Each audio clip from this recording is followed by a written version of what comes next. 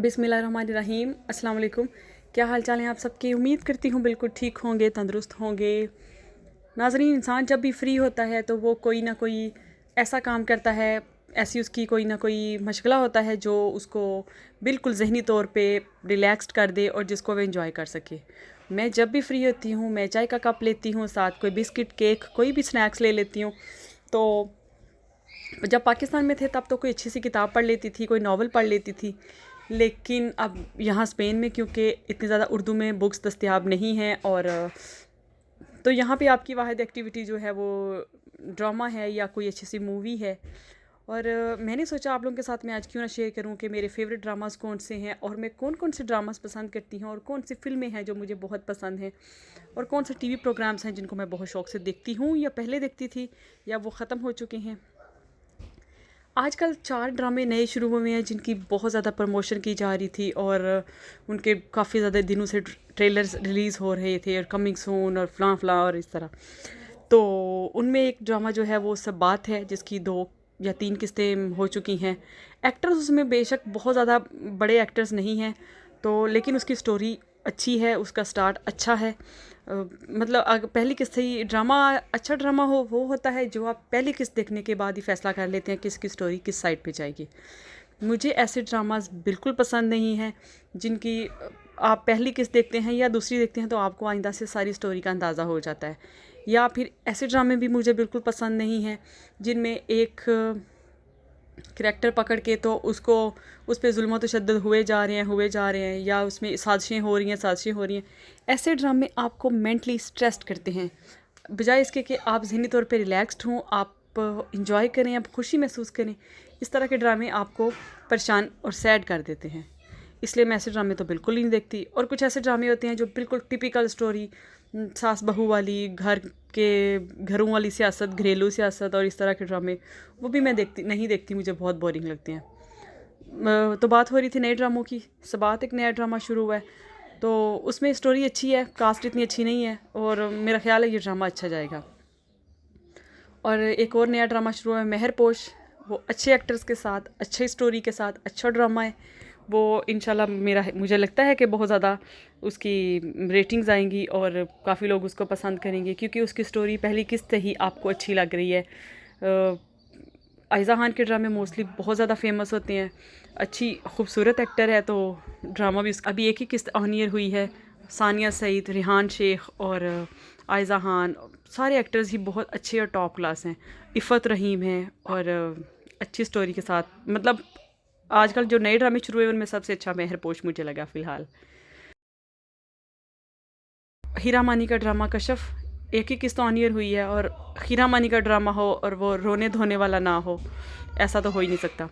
और वही टिपिकल बेटियों वाली स्टोरी के बेटियां हैं, बेटा नहीं हो रहा और बेटियां मेहनत मुशक्क़त करके घर का इंतज़ाम चलाए हुए हैं और एक दादी है जो कि हर वक्त बेटा बेटा करती रहती है। ऐसे बहुत से ड्रामे हैं जो हमने बड़ी दफ़ा देखे हैं, वही स्टोरी रिपीट हो रही है।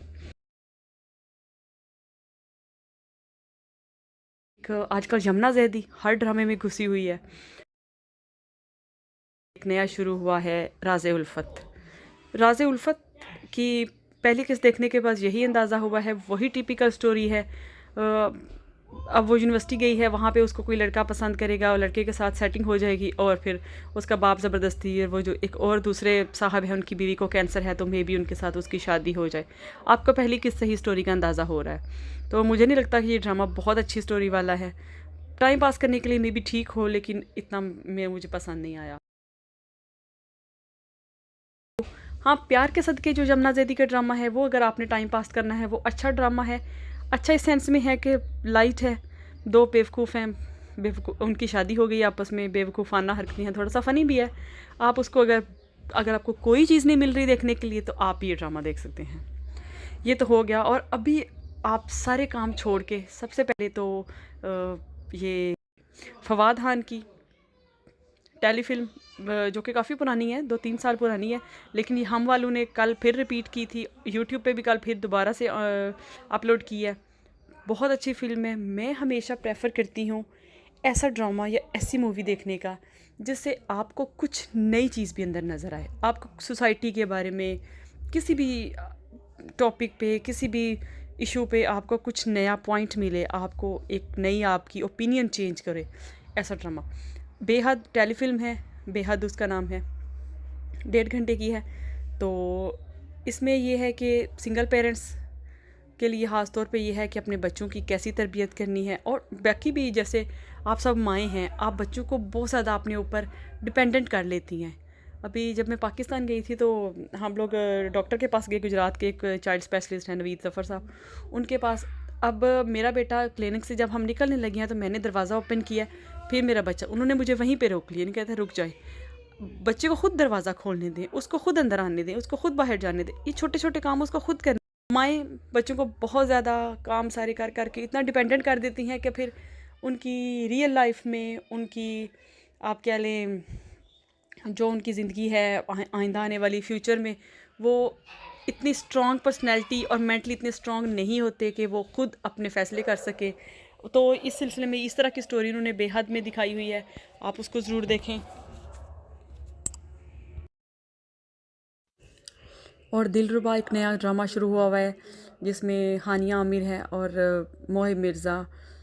ये अजीब सी स्टोरी है कि एक लड़की को इतना हसीन और जमील और इतना उसको दिखा दिया गया है कि जो भी लड़का देखता है वहीं पे लट्टू होके गिर जाता है, और वही शादी पे तैयार हो जाता है और महंगे महंगे गिफ्ट्स देना शुरू हो जाता है। अब ऐसा भी नहीं है, मेरा ख्याल है।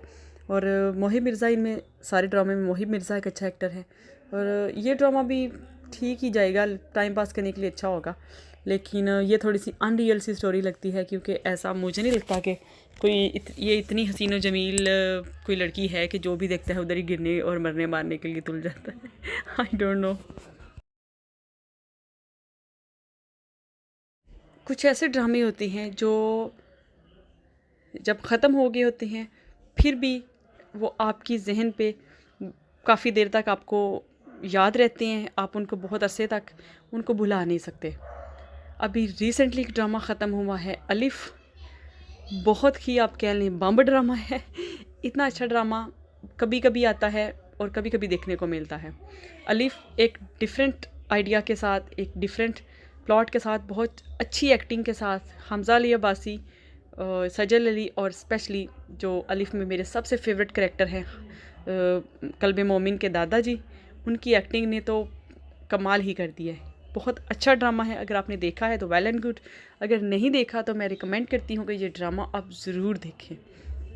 आपको कुछ ना कुछ उसमें, एक डायलॉग मुझे बड़ा ही मेरा फेवरेट है, उसमें जो हमज़ा अली अब्बासी है, वो कल्बे मोमिन उसका नाम होता है ड्रामे में, तो वो अपने दादाजी को कहता है कि मैं तो मोमिन था, मैं क्यों भटक गया, और उसके दादाजी आगे से कहते हैं कि मोमिन ही हमेशा भटकता है।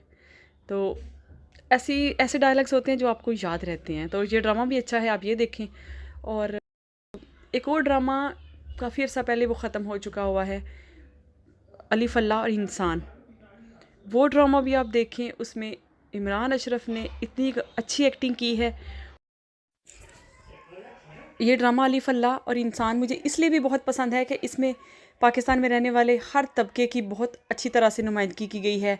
उनकी ज़िंदगी को दिखाया गया है कि वो जैसे कि झोंपड़ियों में रहने वाले जो इंसान हैं वो कैसे हैं, वो किस तरह की ज़िंदगी गुजारते हैं, हाजा सराओं की क्या मसाइल हैं, उनकी ज़िंदगी कैसी है, और रेड लाइट एरिया में रहने वाली ख़वातीन की ज़िंदगी कैसी है, उन्हें क्या मुश्किलात हैं, और उन सब की ज़िंदगी को इंतहाई खूबसूरत तरीके से एक ड्रामे में दिखाया गया है, दिलचस्प तरीके से। तो इसलिए ये ड्रामा मुझे बहुत पसंद है।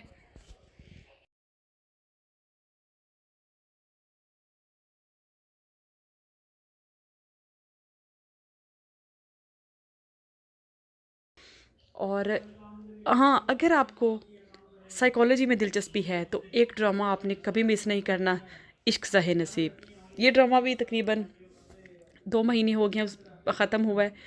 इश्क ज़ाहे नसीब मुझे क्योंकि नफ्सियात में और साइकोलॉजी में और इस तरह की चीज़ों में बहुत ज़्यादा इंटरेस्ट है, क्योंकि मेरी ये कॉलेज में मेरा ऑप्शनल सब्जेक्ट भी था साइकोलॉजी, उस वजह से इस ड्रामे में आपको देख के ये अंदाज़ा होगा कि इंसान को किस किस तरह की बीमारियां हो सकती हैं, कि आपकी सोच है कि अगर नॉर्मल ज़िंदगी में या नॉर्मल आप देखें किसी इंसान को इस तरह की बीमारी हुए हुए, तो आप यकीनन उसको सब लोग उसको यही करेंगे, इस पे साया है, इसको किसी कोई जिन भूत का इसको साया है, और मोस्टली लोग ऐसे समझते हैं। आपको अंदाज़ा नहीं होगा कि ऐसी सी बीमारियां हैं इंसान को जो लग जाती। मेंटल डिसऑर्डर्स की इतनी इकसाम हैं कि वो अक्सर जिन लोगों को भी होती हैं, हम तो चूँकि आप कह लें कि उसको ज़्यादा जिन्न भूतों से रिलेट कर देते हैं। और इश्क ज़ाहिर नसीब आपको देखने के बाद पता चलेगा कि मेंटल डिसऑर्डर्स कैसे होते हैं, ये इंसान को क्यों लगते हैं और क्या इनकी वजूहात होती हैं, कौन से कॉम्प्लेक्सेस होते हैं, लाउ शऊर में कौन कौन सी चीज़ें होती हैं। तो साइकोलॉजी और नफ्सियाती जो आप अगर आपको इंटरेस्ट है तो आप ये ज़रूर देखें।